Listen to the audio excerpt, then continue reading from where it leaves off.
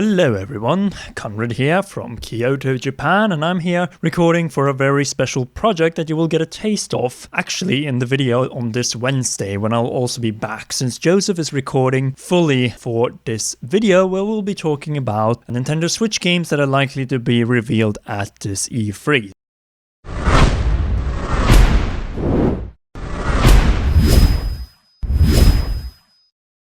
In case you've been living under a rock and haven't heard, E3 is only 1 week away, leaving us with a little bit more time to wish, theorize, and speculate to our heart's content as to what games we will see at the biggest gaming show in the world. When it comes to Nintendo, we're already expecting a packed show from them, because we already know quite a bit about their software lineup. We know we're getting Luigi's Mansion 3, we know we're getting Link's Awakening, we know we're getting Animal Crossing Amiibo Festival 2, but what about the games we don't know? E3 is already a pretty fun event with games we know exist, though it's also a time for big, show-stopping announcements. And Nintendo has a vast collection of legendary IPs perfect for stopping shows. However, this year feels different. We already got a Mario and a Zelda game in 2017, a Smash Bros. And Pokemon in 2018, and it's already been announced that we're getting Animal Crossing and another Pokemon game. What more can Nintendo surprise us with that will truly get us excited? We know Metroid Prime 4 is not going to see the light of day for another couple of years at least. But that reminds me, Metroid Prime 4 and Metroid Samus Returns were announced at E3 2017, after the series has been on hiatus for a whopping 7 years. In that time frame, no Metroid game has been released. Not one. Not a single game. As a result, the announcements of both games released a surge of hype throughout the world. Well, mostly the United States, because Metroid is more popular here than you get it. Fortunately, the 7-year-long gap between Metroid games wasn't the longest gap in a Nintendo franchise. See, for example, FZero. Now, I can speak from experience when I say that being a diehard Metroid fan is tough, but I have some mad respect for FZero fans. Their favorite game series hasn't seen an entry since 2004, and it wasn't F-Zero GX on the GameCube, but rather F-Zero Climax on the Game Boy Advance, and that was only in Japan! So yeah, most people consider F-Zero GX the last true entry in the franchise, if you will. With that in mind, why have we not seen Captain Falcon in anything besides Smash Bros. These past 15 years? Well, Miyamoto was asked this question in 2012 by a few outlets such as Edge magazine, to which he stated, "I think at the time, F-Zero was a really big surprise, a new thing, a product that made sense. I don't see with current hardware how you could create a similar surprise." Granted, the gaming space was different back in 2012, but he makes a valid point. If a game like F-Zero were to come out today for a full $60, it would probably not attract the attention of as many consumers except for the already diehard fans. Don't get me wrong though, if I see an F-Zero trailer at E3, I'll be instantly excited, mostly for the fans.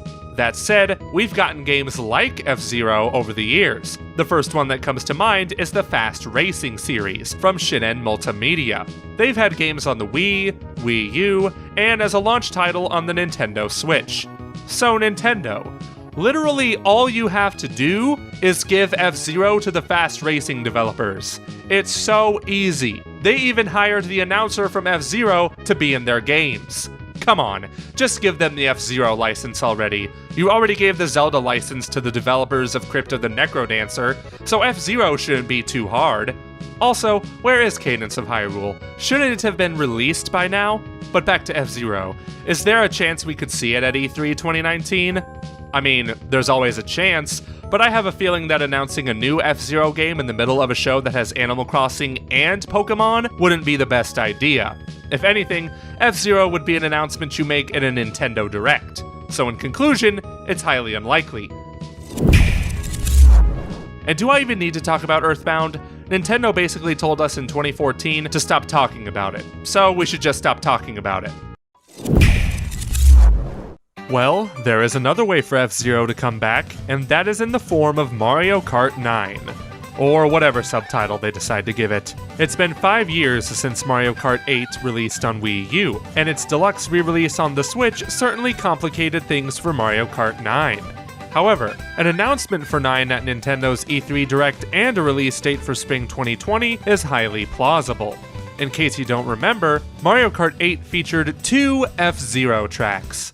Now all they need to do is for the next one add Captain Falcon as a playable character, and you got yourself more of an F-Zero game than we've had in the past 15 years. Sure, it wouldn't be the same, but it's better than nothing. Matter of fact, we made an entire video dedicated to Mario Kart 9, so you should definitely check it out when this video is over. Anyway, I started this off by talking about Metroid, and would you look at that? We're not seeing Metroid Prime 4 in any capacity at this year's E3. So why should I care about E3? Joking aside, there is one Metroid-related announcement they could make, and that is the Metroid Prime Trilogy HD for the Nintendo Switch. Now is a better time than ever to announce it because A, people are still heartbroken over the delay of Prime 4, or maybe that's just me, and B, it gives those who haven't yet played the Prime Trilogy a perfect amount of time to catch up before 4 comes out. As for how likely it is to be announced at E3, it is admittedly more likely to be revealed than F-Zero, but Nintendo doesn't usually announce remasters and remakes at E3. They save those kind of games for Nintendo Directs. Not to say these things can't change, though. A lot of fans have been asking for the Prime Trilogy ever since Prime 4 was announced. And even without the fan outcry, Nintendo would be unwise to not re-release the trilogy on Switch when they're coming out with a game that has the giant number 4 in the title. You really think people want to play a game with 4 in the title without having played the previous ones? Absolutely not. If we don't see it at E3, then we might see it during a fall direct. I just want it now! You know what else I want now? A Paper Mario game that doesn't stink. We've seen a new Paper Mario on every Nintendo home console since the N64. Heck, even the Wii U got Paper Mario. So a Switch game isn't a matter of if, but when. All we ask from you, Nintendo, is to listen to the criticisms of Sticker Star and Color Splash and actually learn from them. We just want a traditional, turn-based, gimmick-free battle system and a good story to boot. That's all. Now then, there is one final game I want to talk about. One whose existence has been confirmed for 4 years now, and we still haven't heard anything about yet. Pikmin 4.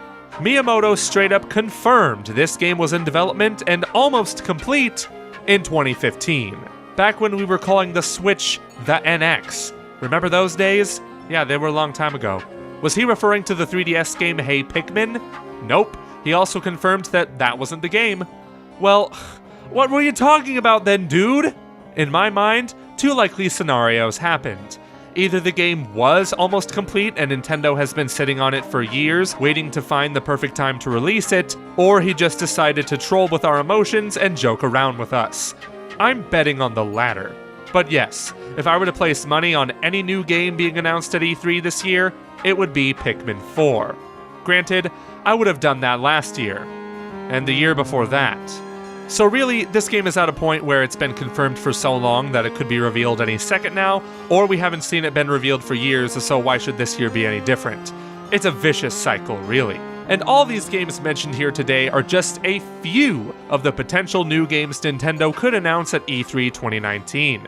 If you would like to hear us go into further detail about our E3 predictions and expectations, then you should check out our 3-part E3 discussion with our good friend Rogers Base. You can start with part 1 by clicking the card on the top right, or at the end card. But what other unannounced games do you want Nintendo to reveal at E3? Kid Icarus? Golden Sun? Box Boy the Boxening? Sound off in the comment section down below. Be sure to click that thumbs up button if you liked this video, and if you are new, subscribe and hit that notification bell to know when we upload another video on the Nintendo Switch and other Nintendo franchises. We would also like to thank our glorious patrons, including royal producers Kenyatta Ali and Bradley Carriage for their support on patreon.com/commonrealm. Now then, This has been Joey Ferris of the Commonwealth Realm, and we will see you, girls and guys, in the next one.